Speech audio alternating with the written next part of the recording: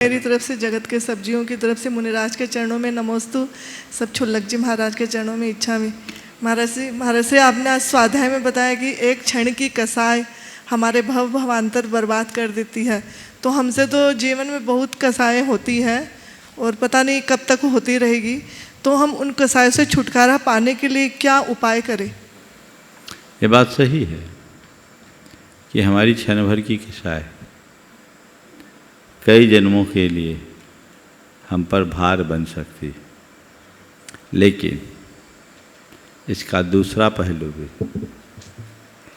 पल भर के ज्ञान से अनंत जन्मों के कर्म को हम नष्ट कर सकते हैं।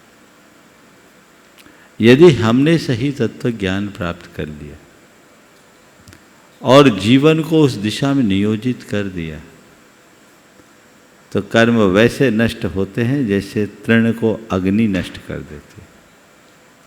हमारा आपका सबका इतिहास काला है।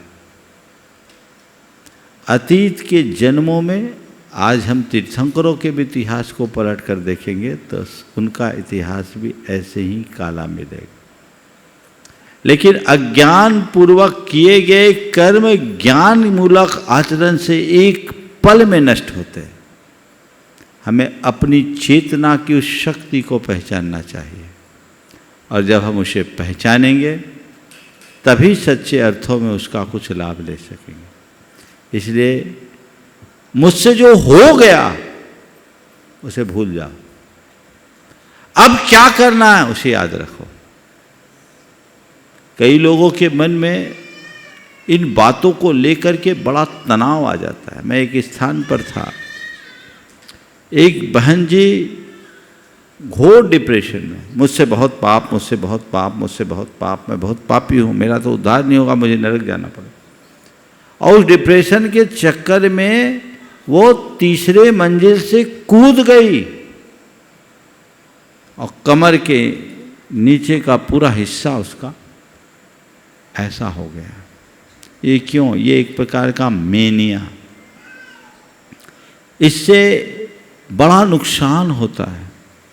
धर्म भीरुता बहुत अच्छा लक्षण है, लेकिन वो मेनिया नहीं होना चाहिए। ज्ञान में ही समाधान है, इस बात को कभी भूलना नहीं।